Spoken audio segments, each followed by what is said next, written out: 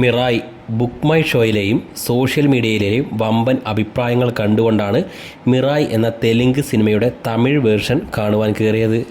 പുരാണവും ആധുനികതയും mix ചെയ്ത് ഒരുക്കിയിരിക്കുന്ന ഒരു പക്കാ സിനിമാറ്റിക് എലമെൻ്റാണ് മിറായ് എന്ന ചിത്രത്തിൻ്റെ ഇതിവൃത്തം. തേജ സജ്ജയാണ് ചിത്രത്തിലെ നായകനായി എത്തിയിരിക്കുന്നത്. ഹനുമാൻ എന്ന ഹിറ്റ് ചിത്രത്തിന് ശേഷം തേജ സജ്ജയെ സൂപ്പർ ഹീറോ പരിവേഷത്തിൽ വീണ്ടും അവതരിപ്പിച്ചിരിക്കുകയാണ് മിറായ് എന്ന സിനിമയിൽ. കലിംഗ യുദ്ധത്തിൽ സംഭവിച്ച കൂട്ടക്കൊലകളിൽ മനംനൊന്ത് ചക്രവർത്തി അശോകൻ തൻ്റെ എല്ലാ അധികാരങ്ങളും ഉപേക്ഷിക്കുവാൻ തീരുമാനിക്കുന്നിടത്താണ് കഥ ആരംഭിക്കുന്നത്. പിന്നീട് അമർത്യത നൽകുന്നതും മറ്റു ദിവ്യശക്തികളുമുള്ള 9 പുണ്യഗ്രന്ഥങ്ങൾ അദ്ദേഹം 9 വിശ്വസ്തരായ യോദ്ധാക്കൾക്ക് കൈമാറുന്നു.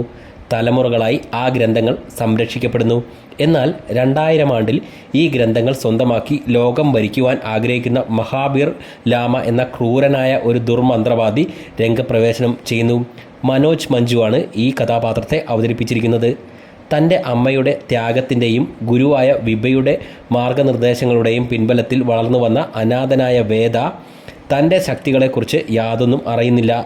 വേദ എന്ന കഥാപാത്രത്തെ തേജ സജ്ജ അവതരിപ്പിച്ചിരിക്കുന്നു. 9ാമത്തെ ഗ്രന്ഥം സംരക്ഷിക്കുവാൻ വിധി നിയോഗിച്ച സൂപ്പർ യോദ്ധാവാണ് താനെന്ന് പിന്നീട് വേദ തിരിച്ചറിയുന്നു.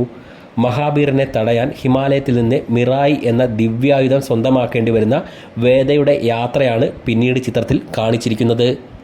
തേജ സജ്ജ വേദ എന്ന സൂപ്പർ യോദ്ധാവായി മികച്ച പ്രകടനം തന്നെ കാഴ്ചവെച്ചു. ആക്ഷൻ രംഗങ്ങളിൽ അദ്ദേഹത്തിൻ്റെ സാന്നിധ്യം ശ്രദ്ധേയമായിരുന്നു.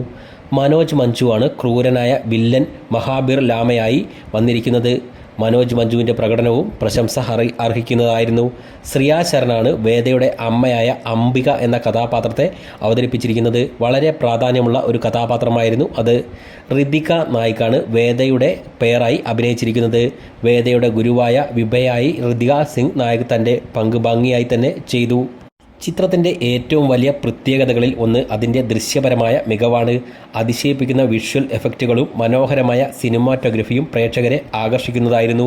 കാർത്തിക് ഘട്ടന്നേനി ഒരുക്കിയ തിരക്കഥ പുരാണത്തെയും ആധുനിക സാഹസികതയും സമന്വയിപ്പിച്ച് ചിത്രം മുന്നോട്ട് കൊണ്ടുപോയി.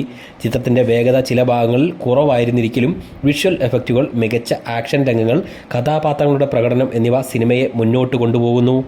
റിലീസ് ചെയ്തതിന് ശേഷം മിറായ്ക്ക് പ്രേക്ഷകരിൽ നിന്ന് മികച്ച പ്രതികരണമാണ് ലഭിച്ചുകൊണ്ടിരിക്കുന്നത്. പ്രത്യേകിച്ചും തെലുങ്ക് സംസ്ഥാനങ്ങളിൽ നിന്ന് ചിത്രത്തിന് വലിയ വരവേൽപ്പാണ് ലഭിച്ചത്. കുട്ടികൾക്കും കുടുംബങ്ങൾക്കും ഒരുപോലെ ആസ്വദിക്കാൻ കഴിയുന്ന ഒരു ചിത്രമാണിതെന്നും നിരൂപകരും പ്രേക്ഷകരും അഭിപ്രായപ്പെടുന്നത് കാണാം. മൊത്തത്തിൽ ഒരു വിഷ്വൽ ട്രീറ്റ് എന്നൊക്കെ പറയാം. ഇത്തരത്തിൽ പുരാണവും ഇന്നത്തെ കാലവുമൊക്കെ കലർത്തി പറയുന്ന കഥകൾ ഇഷ്ടപ്പെടുന്നവർക്ക് നല്ല രീതിയിൽ വർക്കാവുന്ന സിനിമയാണ് മിറായ്. പക്ഷേ എന്നെ സംബന്ധിച്ച് ഇതൊരു ഓക്കെ പടം. That's all.